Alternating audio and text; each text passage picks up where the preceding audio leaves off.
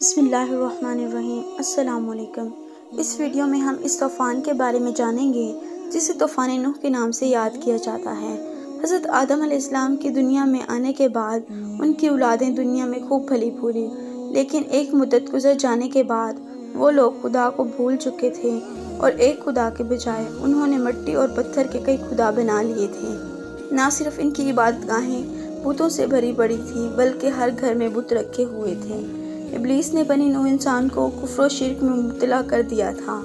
لوگ حضرت آدم علیہ السلام، حضرت شیث علیہ السلام، حضرت ادریس علیہ السلام کی تعلیمات کو بھلا چکے تھے۔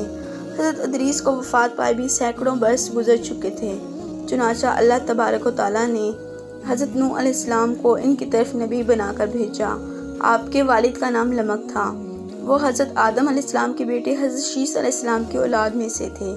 حضرت نوح علیہ السلام اللہ کے پہلے رسول ہیں جنہوں نے اپنی قوم کو تبلیغ کی۔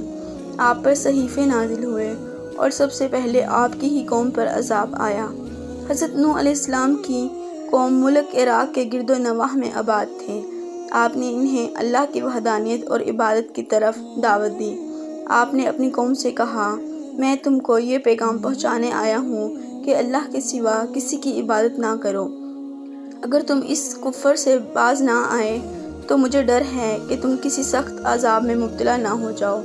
حضرت نوح علیہ السلام کی قوم نے اس تبلیغ کے جواب میں آپ کو جھوٹا قرار دیا اور آپ کی دعوت سے انکار کر دیا۔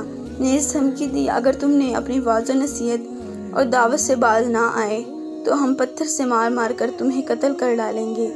اس زمانے میں لوگوں کی کافی عمریں ہوا کرتی تھیں، لہٰذا حضرت نوح علیہ السلام کی بھی بہت لمبی عمر تھی۔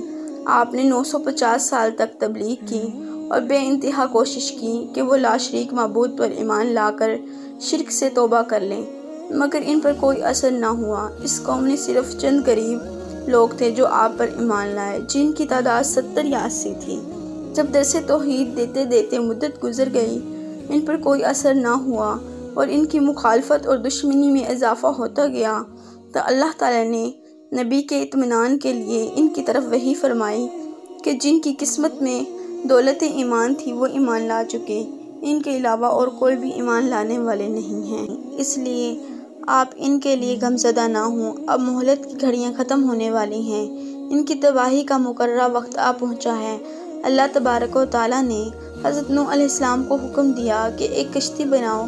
انہیں ایک عظیم سیلاب سے ہلاک کرنا مقدر ہو چکا تھا، اس لیے پہلے ہی اپنے نبی کو اللہ نے کشتی بنانے کا حکم دیا۔ حضرت نوح علیہ السلام کشتی بنانے کے لیے کمر بستہ ہو گئے۔ آپ نے لکڑیاں جمع کرنا شروع کر دی۔ اللہ نے اپنے نبی کو لکڑی کاٹ کر تختہ بنانے کا علم و ہنر سے نوازا تھا، لہٰذا آپ نے ان لکڑیوں کو کاٹ کر تختہ بنانا شروع کیا۔ جب حضرت نوح علیہ السلام کی قوم نے، اس قوم کے سرداروں نے آپ کو لکڑیاں کاٹتے دیکھا تو مذاق اڑانے لگے اور کہنے لگے، کیا تم نبوت چھوڑ کر بڑھئی بن گئے ہو؟ اور جو تم کشتی بنا رہے ہو کیا یہ زمین پر چلے گی؟ یہاں تو کوئی دریا اور سمندر نہیں۔ ہر طرح سے آپ کا مذاق اڑایا جاتا، لیکن آپ نے صبر کیا۔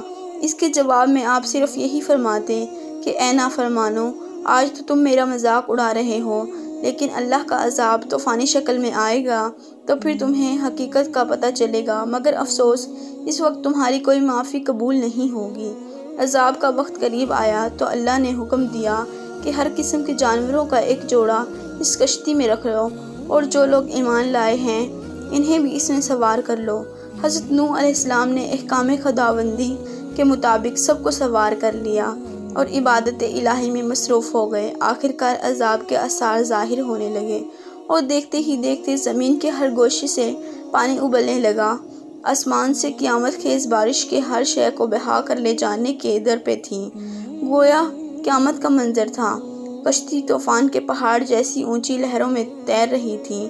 حضرت نوح علیہ السلام نے اپنے بیٹے کنعان کو دیکھا جو ایک اونچے مقام پر موجود تھا۔ انہوں نے کہا، اے میرے بیٹے، ہمارے ساتھ کشتی میں سوار ہو جاؤ اور کافروں کے ساتھ نہ رہو۔ اس نے کہا، ابا میری فکر نہ کریں، میں ابھی سب سے اونچے پہاڑ پر چڑھ گیا ہوں اور پانی سے بچ جاؤں گا۔ حضرت نوح علیہ السلام نے کہا، آج غضب الہی سے کوئی نہیں بچ سکتا۔ اسی اثنا میں ان دونوں کے درمیان پانی کی ایک بڑی لہر حائل ہوئی اور وہ اس لہر میں غرق ہو گیا۔ پانی کی لہریں اس قدر بلند تھی کہ انہوں نے روئے زمین کے تمام پہاڑوں کو بھی چھپا لیا تھا۔ زمین پر کوئی چیز زندہ اور سلامت نہ تھی، سب کچھ نیست و نابود ہو چکا تھا۔ صرف حضرت نوح علیہ السلام کی پہاڑ نما کشتی تھی جو اللہ کی مدد سے پانی کی بلند و بالا خوفناک موجوں میں تیرتی پھر رہی تھی۔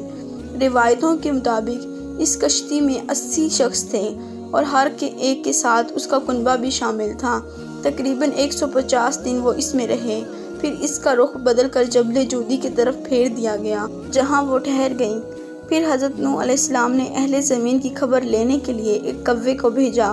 کوے نے زمین پر مردار دیکھے، ان پر جھپٹ پڑا اور تاخیر کر دی، جس کی وجہ سے آپ نے کبوتر کو بھیجا۔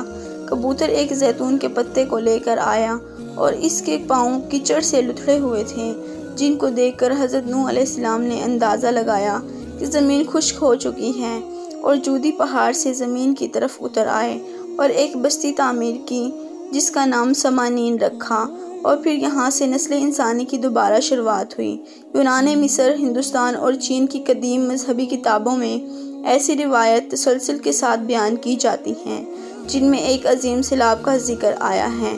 زیادہ تر مذہبی کتابوں میں ایک کشتی کا تذکرہ ملتا ہے، شیطان بھٹکانے والا ہے اور انبیاء کرام کشتی نوح ہے جس نے ان کی پیروی چھوڑ دی۔ وہ نوح علیہ السلام کے بیٹے کنعان کی طرح ہلاک ہوا، جبکہ اس طوفان سے محفوظ وہی رہے جو کشتی نوح میں سوار ہو گئے۔ پیارے دوستو، اگر آپ کو ہماری یہ ویڈیو پسند آئی تو چینل کو سبسکرائب لازمی کیجیے گا۔ اللہ حافظ۔